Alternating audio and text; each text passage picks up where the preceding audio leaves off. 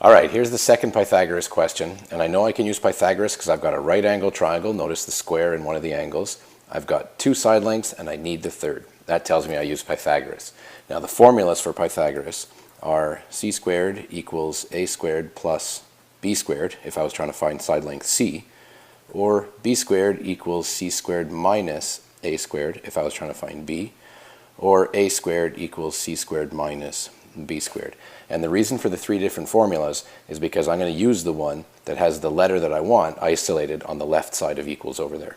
So I'm going to go ahead and label the triangle and figure out which formula I need to use. Across from my 90-degree angle is always side length c.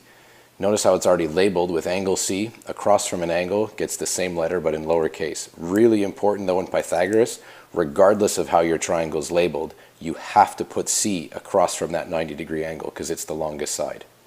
Side length A is going to go across from angle A, side length B across from angle B, but really these two sides are interchangeable in Pythagoras. They just represent the two shorter sides.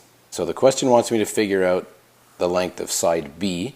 They say line segment AC, and that means from point A to point C, what's the length of this? But the way I've labeled it for Pythagoras, it's going to be B in the formulas. So here is the formula that I want to use. Now I'm going to fill in my numbers and solve the question. So b squared equals c squared minus a squared. B is unknown, I leave it just the way it is. C has a value, it's given in the question as 97, minus a squared, a is 72. Now the important thing here is watching my order of operations. So over here I can't do anything just yet. 97 squared has to happen before I can subtract these values. 9,409 minus 72 squared, which is 5,184.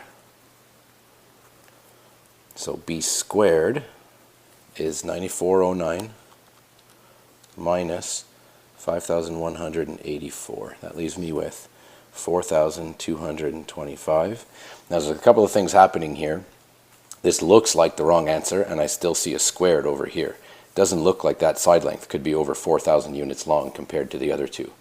So that reminds me that I wasn't looking for b squared, I was looking for b. And to get rid of the squared, I'm going to take the square root.